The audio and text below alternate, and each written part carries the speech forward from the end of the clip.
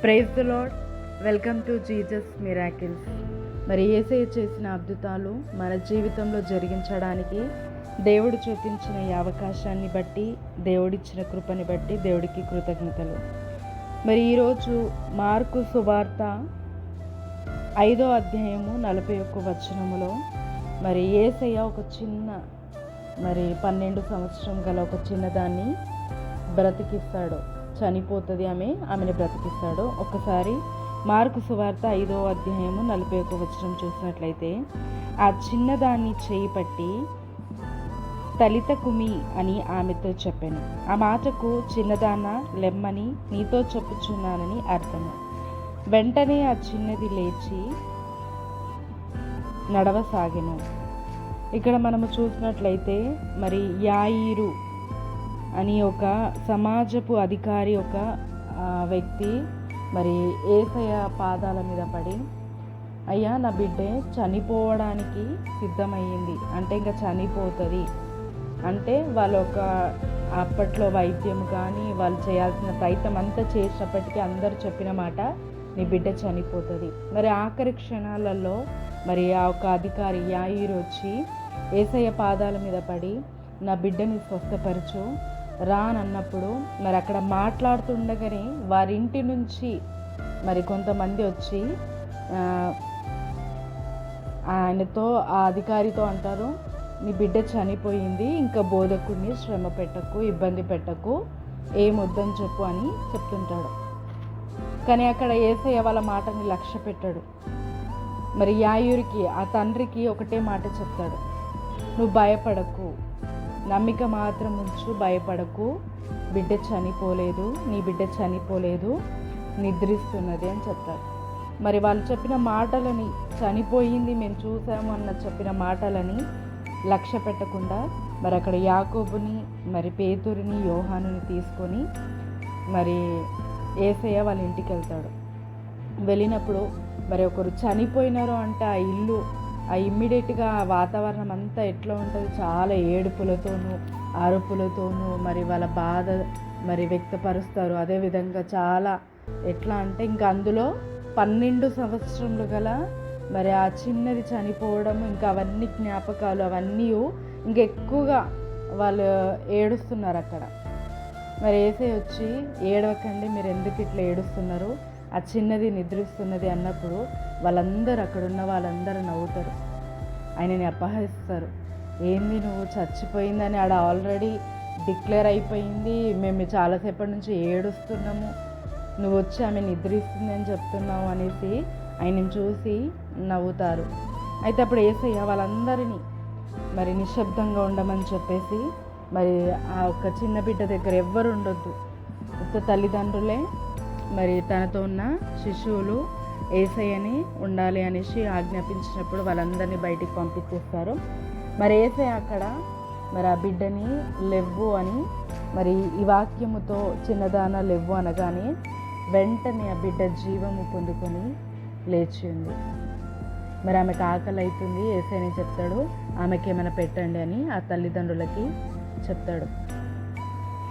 మరి ఇంతకు ముందు మరి యేసయ్య చేసిన అద్భుతంలో ఆ పాడ ముట్టగా ఆ కుమారుడు లేచి ఉన్నాడు. ఆమెకు ఒకతే ఒక కుమారుడు, ఆమెకి ఆమె కుమారుని అప్పచెప్పిండు. ఈరోజు ఇక్కడ మరి ఒక అధికారికి తన చిన్న బిడ్డ అయిన మరి ఆ చిన్నదాన్ని అప్పచెప్పిండు. దేవుడు కుటుంబంగా దీవించే దేవుడు. మరి ఆ ప్రేమ ఏంటో మరి యేసయ్యకి తెలుసు. మరి అక్కడ ఆ చిన్నదాన్ని లేపి మరి వాళ్ళ కుటుంబంలో నెమ్మదిని, శాంతిని, సమాధానాన్ని దయచేసిండు. మనకు అన్నీ ఉన్నప్పటికీ యేసయ్య లేకపోతే వ్యర్థమే. ఈరోజు వాళ్ళకి అధికారంతో అన్నీ ఉన్నాయి.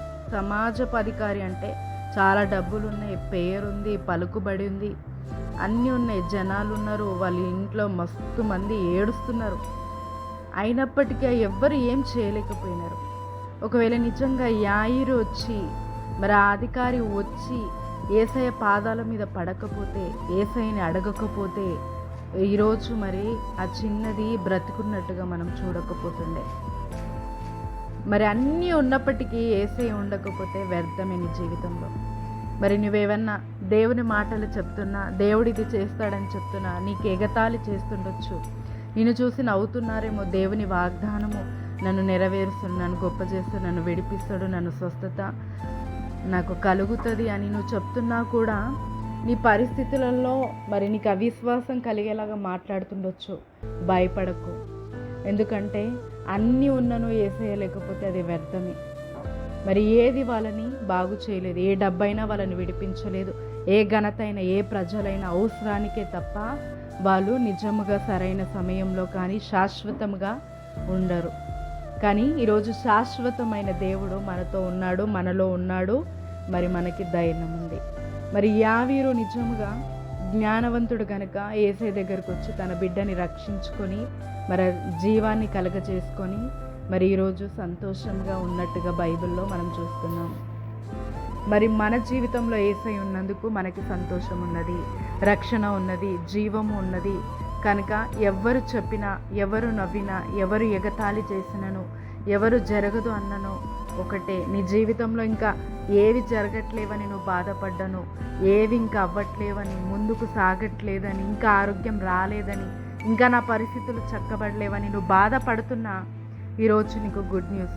ఎందుకు తెలుసా? యేసయ్య నీతో ఉన్నాడు. ఎన్ని ఉన్ననో యేసయ్య లేకపోతే వ్యర్థమే. ఈరోజు యేసయ్య నీతో ఉన్నాడు కనుక సమస్తము నీకు ఉన్నట్టే. నీ ఆలస్యం కూడా దేవుడు ఆశీర్వాదకరంగా మారుస్తాడు. నువ్వు కోల్పోయిన అన్నీ రెండంతలుగా దయచేస్తాడు. మరి అక్కడ చిన్నది ఇంకా వాళ్ళకి ఎప్పటికీ ఉండకపోతుండే, కానీ యేసయ్య ఉన్నాడు కనుక వాళ్ళ ఇంట్లో ఆ చిన్నది ఉన్నది. ఈరోజు యేసయ్య నీతో ఉన్నాడు కాబట్టి, నీలో ఉన్నాడు కాబట్టి, నీ రక్షకుడుగా ఉన్నాడు కాబట్టి నీకు అన్నీ ఉన్నట్టే. ఏవైతే ఈరోజు లేవని నువ్వు బాధపడుతున్నావో, భయపడుతున్నావో, కృంగిపోతున్నావో, విసిగిపోయావో, సమస్తము నీకు ఉన్నవి. నీకు ఒక నిరీక్షణ ఉన్నది. నువ్వు వేరు, లోకంలో ఉన్నవాళ్ళు వేరు. ఈరోజు నీవు దేవుని కలిగిన నీవు, ఈరోజు దేవుని రక్షకుడుగా అంగీకరించిన నీవు యేసయ్యా అని మాట అంటున్నావు అంటే దేవుని చేతిలో నీవు ఉన్నావు. దేవుడు నీ చేయి పట్టుకుని ఉన్నాడు కనుక నీకన్నా గొప్పవాడు ఎవరు లేరు. ఈరోజు దేవుడు నిన్ను గొప్పగా మరి ఈ మాట ద్వారా దేవుడు దీవించి ఆశీర్వదించి ఈ అద్భుతము నీ జీవితంలో గొప్పగా కొనసాగించునుగాక. ఆమేన్. ప్రార్థన. తండ్రి యేసుక్రీస్తు నామమున ప్రార్థిస్తున్నాము. ఎన్ని ఉన్ననో ప్రభువా, మరి యాయిరికి ఎన్ని ఉన్ననో నిజంగా యేసయ్య ఒకవేళ లేకపోయి ఉంటే, అడగకపోయి ఉంటే తన బిడ్డని దక్కించుకునేవాడు కాదు. కానీ నాయన యేసయ్య ఉన్నాడు కాబట్టి తన చిన్న బిడ్డ బతికి ఉన్నది.